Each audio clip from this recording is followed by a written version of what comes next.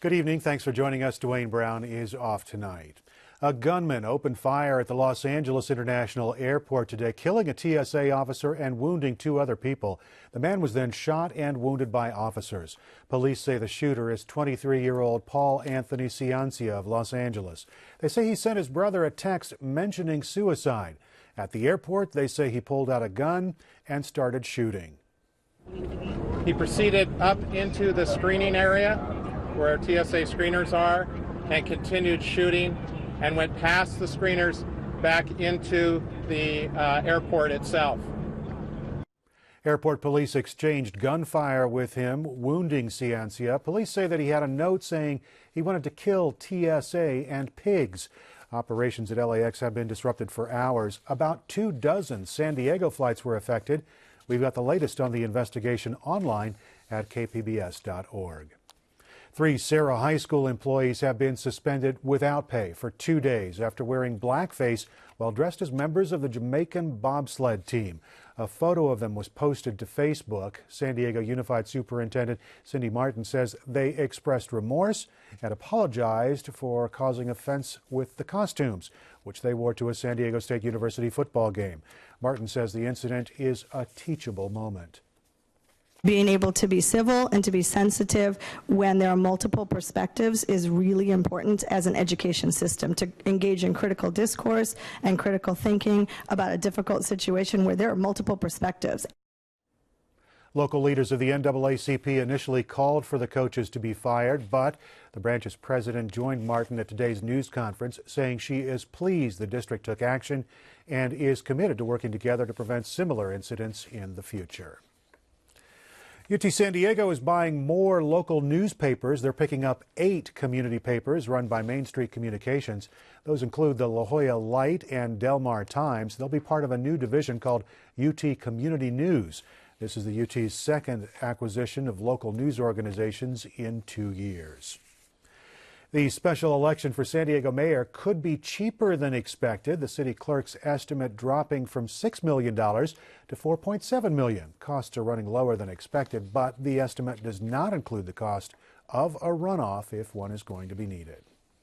The race for campaign cash is just heating up. Joe Girardi with KPBS's media partner, iNewsSource, has been following the money since the start of the campaign. He's in the newsroom with an update. Joe, what's the latest in the race for cash?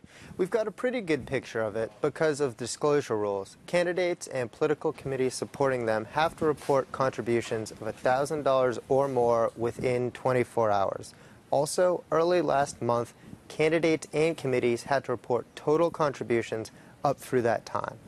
Right now, Councilman David Alvarez and his allies have the most cash from these donors, more than $1.3 million. Right on his tail is former state assemblyman Nathan Fletcher. Fletcher and a couple of independent committees supporting him have raised about $1.2 million. In third place, we've got Councilman Kevin Faulkner and his supporters. Faulkner and an independent committee that supports him have raised almost $900,000. Former city attorney Mike Aguirre is way back with a little over $3,000 in reported contributions. He said early on in the campaign that he wouldn't accept any donations above $250. And so what comes up next? Well, just like last month, we've got another big pre-election filing deadline when campaigns and political committees must disclose their total fundraising and spending. The deadline is next Thursday, so in just under a week, we're going to have a much fuller picture of where the race for cash stands.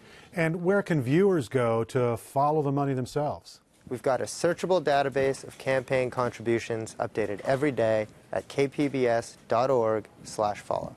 iNewsSource reporter Joe Girardi. Of course, Election Day is November 19th. Peggy Pico now takes a closer look at a candidate with local roots. Born in Barrio Logan, David Alvarez was the first in his family to graduate from high school and then college. Alvarez won a seat on San Diego City Council in 2010, and now he's running for mayor. KPBS Metro reporter Sandia Dirks has further details from her time with him on the campaign trail. Sandia, welcome back. Thank you. Well, tell us about what you've learned of Alvarez's political awakening. Well, every politician has this kind of origin story. And for Alvarez, it dates back to when he was 13. He was taking summer classes at UCSD, and one day the teacher took them on a field trip. So they were on this field trip to learn about health impacts and the community, and lo and behold, they went into his home neighborhood of Barrio Logan. They stopped in front of my house because of the two machine shops that are on either side of the homes, and one in particular being the plating shop that was the big heavy polluter. And we stopped there, and obviously I'm the only one who knows where we're at, so it's sort of like intrigue a little bit, and also kind of cool because we're in my neighborhood until he starts talking about how the health impacts kids suffering from asthma and all the negative impacts that come with that coexistence of industry and residential. And then with the young man a few rows up calls out and says, "Why would anybody want to live here?" And that was the moment that was sort of, wow. Like I felt very ashamed, actually. So he's saying he was a little bit ashamed, but it was also something else for him. It was a real epiphany moment for him because he really saw the disparity in neighborhoods, and he kind of promised to fix that in his life. Yeah, okay. Where did he go? So he gets this feeling and he's like, wow, I'm a little bit ashamed, but also I'm going to do something about it. Where did he go from there? Well, one of the things that he did is at the age of 15, he actually became an AIDS and pregnancy counselor in his neighborhood. He also started going to community meetings to talk about the environment. He really kind of got radicalized at a young age. And this was like a young man who had older brothers who were involved in gangs and sort of violence. And here he was, trying to make a difference. At this point, was his family involved in politics at all? He says that they weren't. He says that his family, they were very hardworking, but very quiet, and that they didn't really always sort of raise their political voice in protest. But he says there are ways in which they lived social justice. My mom and dad, who always, helped out in whichever way they could. So that maybe is what, that's where it comes from, that we're having this therapy session. It's my mom and my dad always, people needed a place to stay, there was a place to stay. They needed food to eat, there was always food. My mom always had this way of making enough food for everybody and then some. So he talks fondly of his childhood. What does he say about how his childhood affects him as a city councilman, his policies, his political beliefs? Well, it definitely affects him. His talk of neighborhoods and of underserved neighborhoods. And even when he talks about his family looking out for others, he also tells a story about when he was a senior in high school and his family lost their home. And for a little while, he says he was homeless for all intents and purposes. And so he thinks about things when he's talking about the homeless shelter in Barrio Logan or other kinds of services. He really is somebody that was very much made from the circumstances that he came from being Latino, from being poor, from having those brushes with homelessness, and from living in a neighborhood that really was sort of ignored by city council and government. And some people have actually challenged his brush with homelessness. What are they saying about that? Well, he wasn't in a shelter and he wasn't technically homeless, and it was for his the second semester of his senior year. He ended up staying at a family of a friend's house. And in a car for a while. Seems kind of homeless. There were a couple of nights in a car. So, it wasn't one of those things where he didn't have places to go. In the end, he did. He had enough of a community to support him. But, people say, well, he's stretching the truth. But for him, he says, look, what it really got me to understand was that even with both of my parents working full-time, they couldn't afford a place to live. And that's the take-home message for him. And that's what he understood on that. What's being said about his chances of winning? Well, I've talked to several political scientists, including UCSD's Steve Erie, who talks about this kind of election. This is going to be a low turnout election. Traditionally, a special election is. In low turnout elections, that means what you're going to get is people who are older, people who tend to be more conservative. So it doesn't favor the kind of progressive politics that Alvarez is espousing. Now, if he can capture some of that Filner coalition, Latinos, African Americans, and sort of progressives, the South of 8 crowd, he might have a chance. But he's really going to have to get them out to the polls, and he's really going to have to get them to know just who he is, and that's a struggle in a short election. Well, thank you for your insight. KPBS Metro reporter Sandia Dirks. Thanks so much.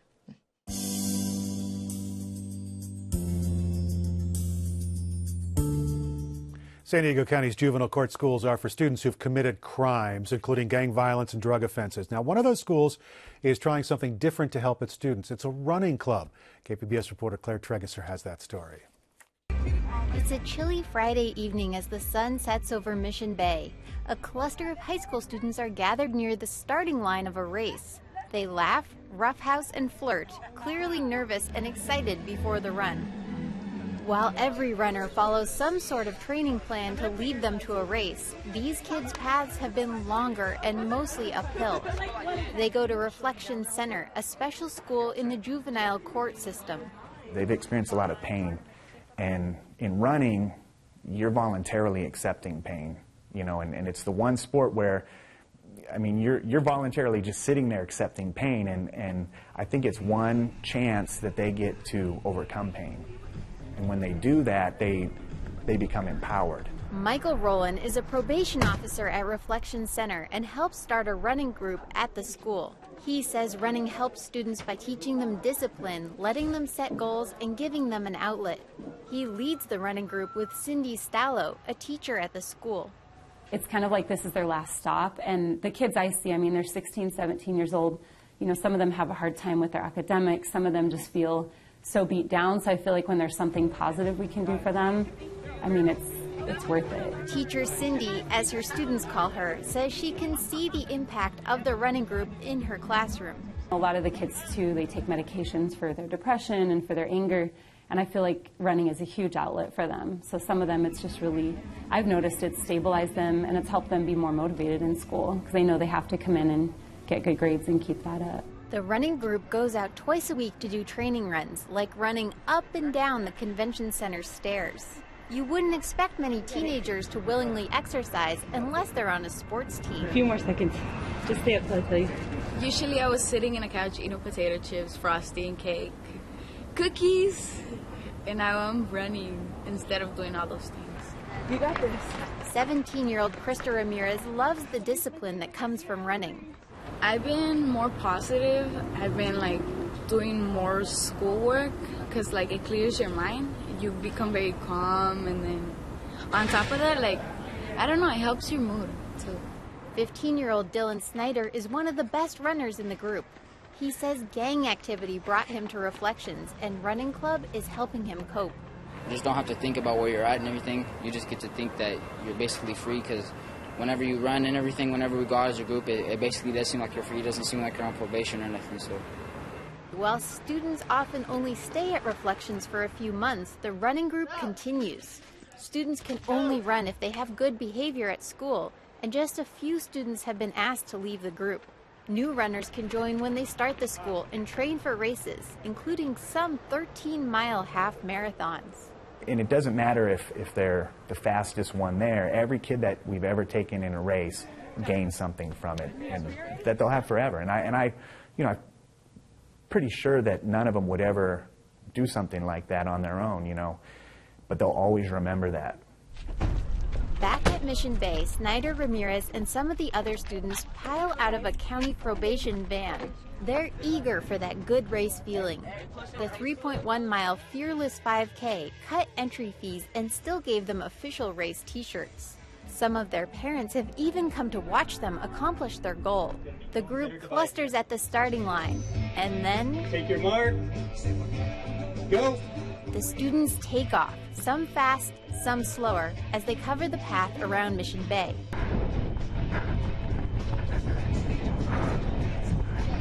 Just 25 minutes later, the first of the group, Dylan, crosses the finish line. His other teammates trickle in behind him. They're sweaty, out of breath, and tired, but you can also see the feeling of accomplishment that their teachers described. They're so used to making mistakes and making poor choices that they think running club just sounds cool because they get out of school, and then they realize, oh, this is something that feels good, and it doesn't take drugs, it doesn't take, you know, all the negative influences to do something that feels good. Claire Tregesser, KPBS News.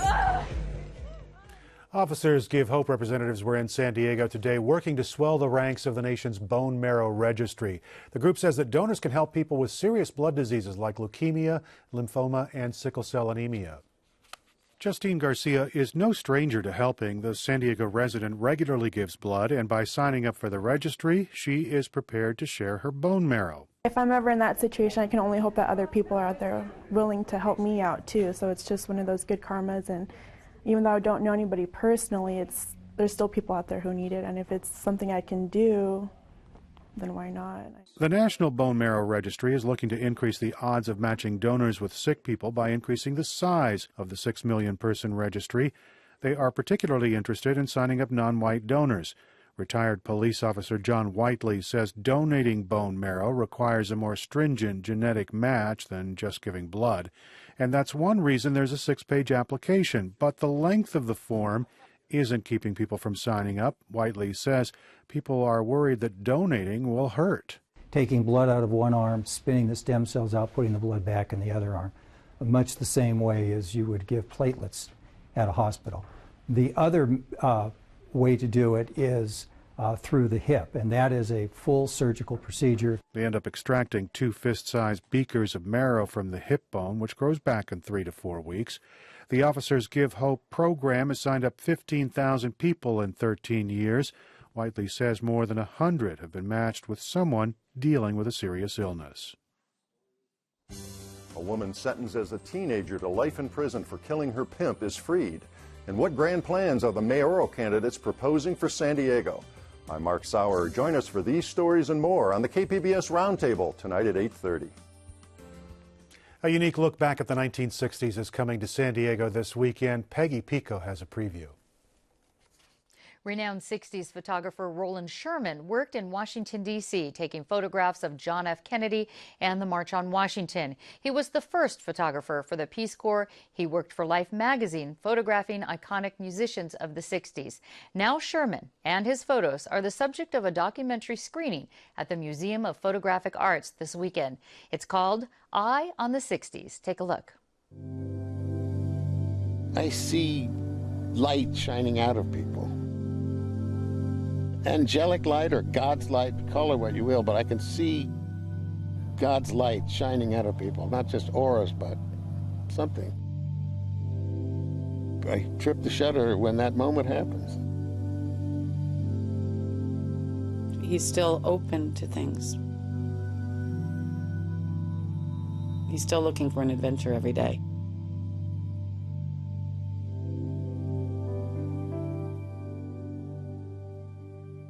Chris Sweeto directed the film and joins me with more about it. Welcome. Well, thank you very much, Peggy. Now, Chris, Roland, I understand, is now 76 and he lives in Cape Cod. Is he still working? He's the type of guy that photography is his life, and he shoots every day, various digital formats mostly, yes. But it's ingrained. He's a photographer. It's in his blood. Yeah. How did you first come across his work? The short story, I walked into an art gallery, and by accident, one that's near my house. I live in Eastham, Massachusetts, and this one is in Orleans, the next town over. And I was a gallery I'd never been in, and there were 45 photographs on the wall of my heroes. And there was a uniformity and a beauty to the photos, and they were very candid. And they looked like they were the work of, excuse me, one person. And I asked the guy that worked there, I said, who did this? And he goes, Roland Sherman. And I go, can I meet him? And he goes, sure. So I think at that moment I wanted to make a film about it because having grown up in the 1960s as I was a little boy, I'm trying to process that part of my own life. And to know somebody who was next to John F. Kennedy and Bobby Kennedy and President Johnson and Martin Luther King and all that, and the Beatles, lo and behold, this was an opportunity, so I pursued him, and he agreed to make a film. In the documentary Eye on the 60s, your focus is as much on Roland, the man, as his photographs. What did you find unique about him? Well, he doesn't answer to anybody. He's got a spirit and a will that's strong. That's probably a uniqueness that sets him apart from most people. And I think to get into kind of situations, you know, back then it was skill, charm, looks, all that kind of stuff that you know, can make for success. And there's a will to achieve, and not only that, an incredible talent as well. Well, back on the March on Washington, Roland took one particular picture of a young African-American girl who had this very expressive face, and he didn't know the girl until recently. Tell us about that story. Well, her name is Edith Lee Payne, and she lives in Detroit. And it was her mother took her to the March on Washington for her birthday. She was 12 years old, and in the photograph she's holding a banner that was the official banner of the march. And Roland was 25, 26 years old and had an unlimited pass that day with the U.S. Information Agency. And Roland is a portrait-making guy, he likes to say, and he zeroed in on her for about 4 shots. And all these shots of the March on Washington, which I think are the best take that any photographer had that day. You know, they're all in the National Archives, and she found out about it a few years ago. And he did not know who she was, and they met this year, and so it's a fascinating just this story. year, and we can see by the pictures on the screen, just so soulful in this picture. That would be interesting to in your movie to see this sort of focus on reuniting with his former subjects in photography. Do you think people will come out of your film understanding the 60s a little bit better? Is that your hope, or do you have another reason for people to come see it? Well, I was here in San Diego last year. I gave a TED Talk, and at the end of the March on Washington segment is a shot of Jackie Robinson. And some very educated young guy, about the age of 35, came up and said, "That's really nice, but who was that guy at the end with the white hair distinguished with the eyes far apart?" I said, "That's Jackie Robinson." And I think that's why you make films, because there's a gap that happens in information from one age group to the next. Everybody's into different things, and this is valuable. I think it's the greatest day in our history, and so it's important to know these folks. Okay, well, film director Chris Sweeto, thanks so much, and I want to let folks know that a special screening of your film, Eye on the 60s, takes place this Sunday at 7 p.m. at the Museum of Photographic Arts in Balboa Park. San Diego's Diversionary Theater is draping itself in a cloak of B-movie excesses this Halloween. It's opening She-Rantulas from Outer Space in 3D. But KPBS arts reporter Beth Accomanda says, don't be tricked by those B-movie trappings.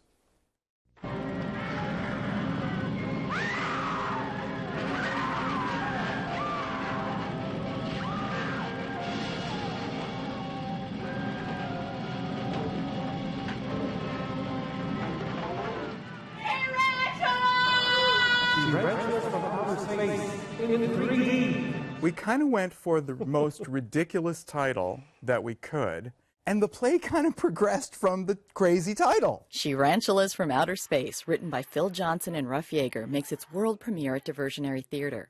It taps into the B-movies of the 50s. Lots of surprises. And people get killed.